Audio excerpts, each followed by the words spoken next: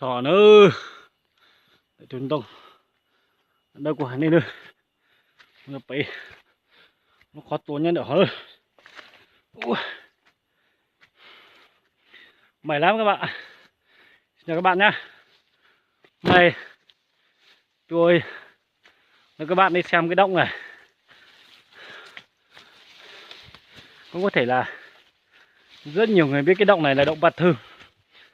Hy vọng rằng những người chưa biết thông qua cái video này đến gặp tôi, liên hệ với tôi đi đến cái động này. Động nó rất là rộng. Các bạn thấy cửa động chưa? Đây. Cái động người ta thắp hương rất là nhiều. Là một cuộc hành trình đi khoảng 500 mét. Giờ mới đến cửa động. Nó rất là rộng. Đây. Tôi sẽ đưa các bạn vào trong động đi. Là chờ bạn bè của tôi đến. Tôi sẽ đưa các bạn vào sau trong động. Mà cái động này không có điện. Là vậy nhờ vào cái ánh sáng điện thoại lên một lúc. Đây là cửa động nha. Còn cái động còn đi sâu ở bên trong nữa. Bên trong không biết đi sâu bao nhiêu. Tí đi sẽ quay để cho các bạn cùng thưởng thức cái động Bạt Thư. Đây. Cái tảng đá này không hiểu cái lý do gì mà họ thắp hương quá nhiều. Theo cái truyền thuyết này thì tôi cũng chưa tìm hiểu về cái truyền thuyết. Đây. Bạn bè của tôi bây giờ mới đến đây. Đây. Đây là thằng bạn thân nhất của tôi. Do tôi quay bằng điện thoại hôm nay quên cần mà nó quay đi theo. Quay bằng điện thoại cho nên là hơi rung tay và cái độ nét không cao. Còn hai bạn còn chưa đến nữa, hai bạn đi hơi béo đi trận gì.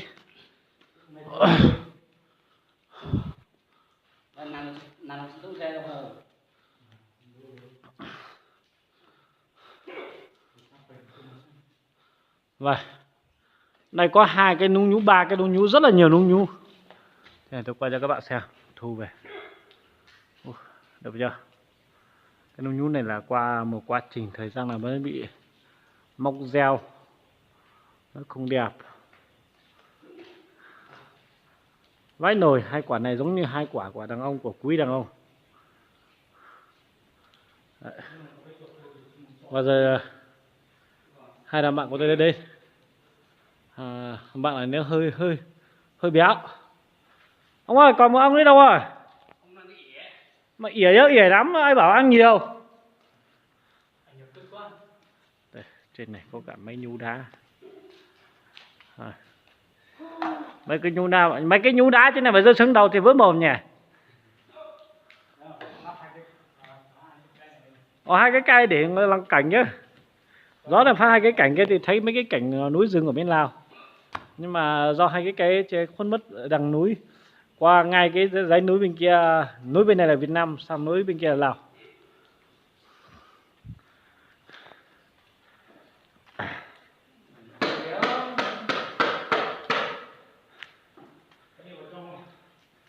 Ở trong này có đường đi mà, nhưng mà không biết đi đến đâu rồi.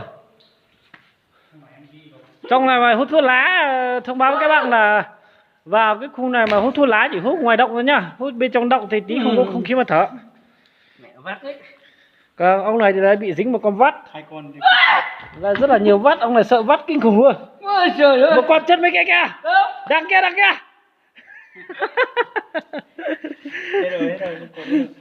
Ông này thì sợ vắt kinh khủng luôn.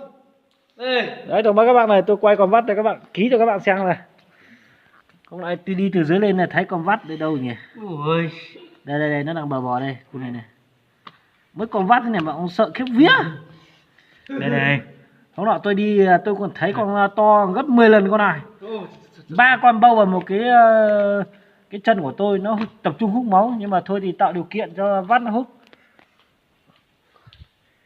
Và giờ để tạm thời là cho các bạn nghỉ một tí rồi tôi lại quay lại tí, tôi và các bạn tôi đi vào trong động tôi quay cho.